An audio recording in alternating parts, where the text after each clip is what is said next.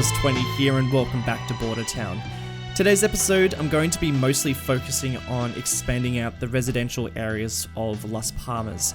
So, sort of the goal for the next few episodes is to really expand Las Palmas so that it starts to reflect a little bit more of a city. At the moment, we pretty much just have this one industrial-ish area, a commercial area, and then this neighborhoods that I've just been playing with to sort of get the feeling of what I want Las Palmas to sort of reflect in terms of neighborhoods. And now that I've really established what I want neighborhoods to look like, at least the neighborhoods close to the downtown, I'm now going to start using that formula to really expand a lot of the neighborhoods in Las Palmas, especially over the next couple of episodes. And I'm doing this because I am pretty keen to start getting down the skyline and to really start getting the population up a bit, because as you can see, 4,000 residents of Las Palmas doesn't really reflect exactly the sort of city we're building, so I do really need to expand that out. And I'm also having a bit of a problem with population. So 4,000 doesn't even reflect how many houses I've placed down. And the reason why, it's because I'm using a mod that I think's causing a couple of issues in the city. So I would really love your advice on this. Let me just map it out. So first up, I usually use no abandonment mods, but I've had a lot of issues with that, as a lot of buildings still become abandoned, and then once they've been abandoned for a little while, they respawn into basically whatever the game chooses to spawn. And if you know how I operate, you know I like to choose my buildings very specifically for a particular area, and to have random vanilla buildings start spawning was causing a lot of problems. So I ended up unsubscribing from that mod and started using a mod called Resilient Owners mod, and that worked a lot better because it meant that in Springwood at least I could switch all the buildings that had become abandoned to buildings that were basically how I had plopped them down originally. So that was great, so it worked really nicely. And it's only up until now that I've realized that that mod is there's a bit of a problem, because now people aren't living in those houses and they don't seem to be gaining any residents either. No matter what I do to the city, no matter how many parks or hospitals, how desirable I make an area, those houses just don't fill up with people. And I'm having the same issue with Bordertown. So I reckon about half of the houses that I've placed down over on the Juarez side don't even have people living in there. And that was because it wasn't a very desirable area. And you know, that's going to cause some issues down the track, because it means that we're probably always going to have a low population. That might be kind of good for my actual frame rate, because it means there's less people driving around and doing things. But in terms of actual realism and seeing people moving around the city, it's going to cause some dramas. And I've seen Strictoaster have very similar problem. He has seemed to fix it with no abandonment mods, so you know, maybe I can figure out what he's done, but I just haven't been able to sort it either. If you have any advice, please let me know. I can't really see a way around it at this stage, but at the same time, it's not like the biggest deal breaker, because we do have people still hanging around, people are moving into the city, and now that I know that this happens, I've pretty much made sure that every area of this city is desirable. There's parks and there's power and there's water, and everything is pretty much spot on to what people want to move into, and they shouldn't really be moving out unless a problem happens. So fingers crossed, maybe we've sort of crossed that problem and now we're moving on to happier times. We'll see what happens. But like, enough of that. I do want to start talking about what I'm doing, and basically I've just been working on a couple of different residential areas. Some places have been neighborhoods, other areas have just been apartment complex, which you've seen me place down more recently, just detailing those places. I actually see a lot of these apartment blocks in the US. They don't seem to be quite as big in Australia. I know we have apartment blocks, but they're just all over the US, and particularly El Paso has ones that I'm sort of modeling, but also now we're sort of getting into places where I am generally going on my own tangent and plopping down things that I'm just sort of thinking of at the time. And as part of creating realistic looking suburbs, I've just placed down a school. Now, this is probably my first time, no, this is definitely my first time placing down or trying to model what is an American school. And at first I was just like, oh, I'll just place down this school, take me like 10 minutes to detail, and then I'll move on. I reckon out of everything I built in this episode, this was the most challenging and probably the thing that took the longest time to create. And that's just because I don't actually really know how American schools look like. They're so different to the schools we have in Australia. So as you can see, I've placed down a soccer pitch. I don't even know if American schools have soccer pitches, and I'm trying to look on Google Earth and trying to find things that resemble what I think an American school looks like, but just struggled, like honestly just struggled. And then I just basically accepted the fact that I'm not going to nail this, and just started placing down props and things that resembled schools in Australia and tried to model things off Google Earth, but I was really struggling. And I guess I struggled because they are very different to the way that Australian schools are structured. Like, I know that in the US there's a whole bunch of different names that high schools are called. In Australia we have primary school and then high school, and then that's it, you go to a university or college or something. But in the US there's a whole different system. So, all this stuff sort of came up when I was building this, and really realized how out of touch I was with how schools are in the US. So, feel free to just give me some advice as well if you think that this sort of resembles a school in the US. If I've totally missed the mark, I'll probably go back and change this place, or at least I will do a much better job at implementing something that resembles a US school in later episodes. But pretty much I was just going for a field to play on. I added in some tennis courts, this courtyard, and then that's basically it. And I actually think that the school is a lot smaller than what a US school would actually reflect. So it does need to be a bit bigger. So maybe this is just a small US school, and we'll move on to a bigger school later on in another episode. Feel free to give me any advice. If you know what I'm like on this channel, I try to be realistic, and then I also don't do any research. So I've only got myself to blame when it comes to detailing a place like this. So I feel like a lot's happened since I last recorded an episode of Bordertown.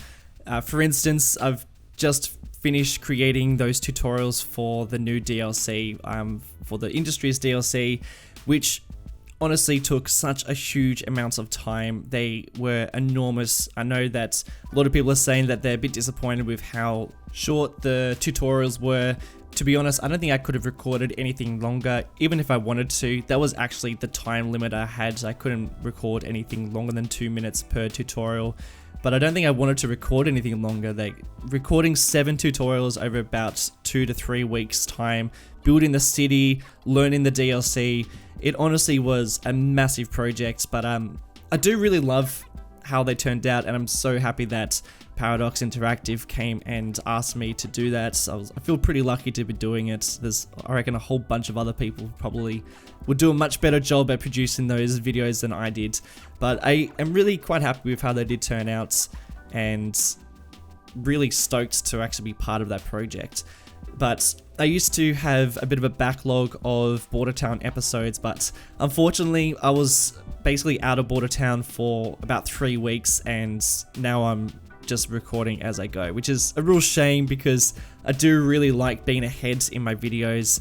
Now I'm just recording and releasing, which is fine. I'm used to that, but I'm a bit disappointed that I'm not ahead like I used to be.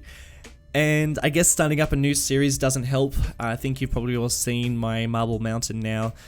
That's a series that I've been planning for a long time. I haven't been working on it for a long time, but I have been planning it in my head.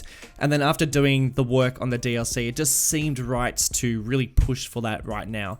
And plus, my inspiration for that is sort of at its, like, it's there. I can't deny how I feel about creating those episodes. So, in terms of my schedule, I plan, and this is my ideal plan for my channel, is I'll be liking to release 2 videos a week. How realistic that is and how much time I have to do that, I don't know, but it would be lovely to do that.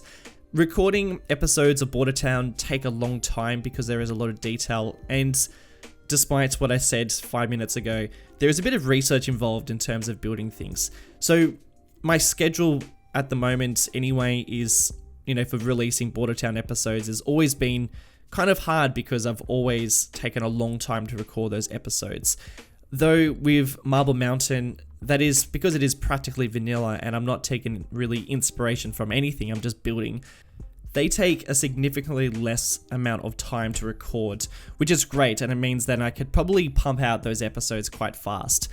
And I do also want to just start reducing how long these episodes are. You probably don't realize, but there's a lot of footage that I cut out of this. There's probably in every episode that I record, there's probably about 2 to 3 videos worth, as in footage worth of material that I could be releasing in a video. And I probably spend about an hour going through all that footage and deleting all the rubbish or all the stuff that I think is less important or less interesting. And the thing is that takes a bit of time to do that, and it's also a real waste of footage that I'm sort of deleting.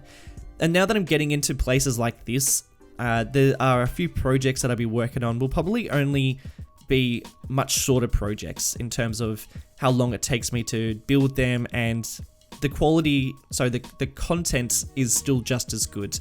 It won't just be flopping down neighborhoods, what I am doing now and in the next episode, but the episodes after this one and the next one will probably be a bit shorter because they're going to be more focused on the real detail work, or figuring out structures for things, or setting up the skyline or something like that. So I think that my projects are probably doable, and I think that the timeline and the time frame I have planned is not too unrealistic. We'll just have to see how great I am at implementing it, and fingers crossed, maybe I might just have to get a whole backlog of footage again and start releasing it like that. But what I've been doing at the moment is just working on a couple of different neighborhoods, and like I said, I'm going for a mix of detail. So those apartment blocks that you see me place down, there's no props involved, they're all just trees or houses. They're very tight and they're just simple, very, very simple. And the reason why is I don't need to detail every inch of this map. It's actually an enormous map, and since working on this particular episode, I really realized how much I have to go in terms of developing this city, and I might even need to reshuffle where I've placed down some of my roads, because I don't even know if I even can plop down as many buildings as I've sort of given myself space to do. And I might need to just reshuffle where highways are going to sit, and where border crossings are going to sit, and where neighborhoods are going to sit. I think I might just need to do like a touch of just figuring out how I'm going to rechange and make things a little bit better in terms of progress, because as much as I want this to be a big city, it kind of already is become a big city, even though the population's 5,000 and we've only got like 2 neighborhoods established so far. Something that I do really want to quickly talk about is, you saw me at the very beginning of the episode place down a whole bunch of houses and buildings. Now, that is not the skyline. that is where I'm going to be placing the skyline, but it's not. They're buildings that I've placed down because I was trying to find houses that I think fit this area the best, and then that way I don't have to always search for particular buildings. I can just fly over to that area, choose the building that I think works the best, and then just plop it down like that. And seeing as I've just pretty much used all those buildings, I can now just take buildings that I've been placing down already. I'm using this mod called iDrop mod. It's actually a mod that I don't see very many other people using, but it's probably my most used mod. And basically I can just find a building, I press T, which copies it, and then I just paste it down where I want to. I know Move It has that feature, but this feature is actually a lot faster and more efficient than going into the Move It function, which is actually ridiculous because Move It is a ridiculously easy mod to use regardless. And quickly before I go, you saw me just place down a couple of train lines. That train line that I just placed down is not exactly where I want the line to go. It's undetailed yet. What I've done is I've just placed it down as a placeholder, and I'm going to come back at some time to detail it and re-establish where I want those lines to sit. But I was really just trying to figure out exactly how they're going to look in terms of the rest of the city and whether the scale was right. And they also do give a little bit of a backdrop to what I am sort of working on at the moment anyway. But eventually that's going to be an area where a lot of cargo is coming in. There's going to be a bit more industrial areas around here because eventually we're going to need a little bit more industry as the population really starts to increase. It's slowly getting there. You can see it at 5,000. It's creeping up very slowly, and you can actually see me increasing that population by placing down this neighborhood. I am just going super fast on this one because I didn't really want to detail it, and to be honest, these houses are already really detailed. These are the houses that were created by Lijo. He created these probably about 5 months ago, and he messaged me when he did and said these would be perfect for Springwood, which they are, and I haven't even placed them down in Springwood yet, but they are also perfect for Bordertown, and they're just beautiful, beautiful assets that I'm really happy to be finally slapping down, and they don't need any detail, which is just the awesome thing about them. Just slap them down and move on to the next place, which is great. But that is pretty much it for this episode, guys. I hope you've enjoyed it, and do let me know if you have by leaving some nice feedback and all that jazz in the comments below.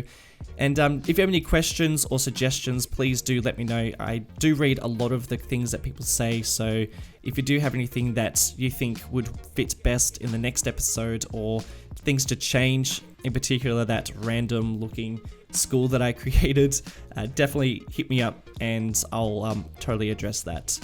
If you're not following me on Twitter or on Instagram yet, you should go and do that. There's links in the description so you can check them out if you want some more updates of what I am doing outside of YouTube videos. And that's pretty much it. I hope you've enjoyed this one, and I'll catch you in the next episode. See you later.